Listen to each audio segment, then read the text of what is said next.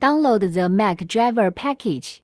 Double-click the CH340 WebDriver and drag it into Applications. Wait for the driver to install, then double-click to open it and click Open in the prompt box.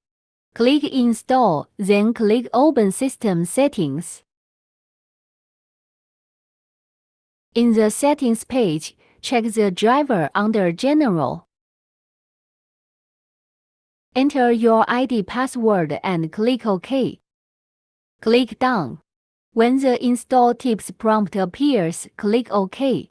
If the prompt doesn't appear, manually find driver extensions in General, double-click to open, and check the driver.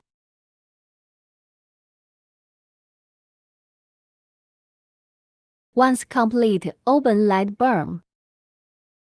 In the serial port selection, choose the driver starting with CU. In device settings, select a baud rate of 921600 for nano model, RAID 5 needs 115200.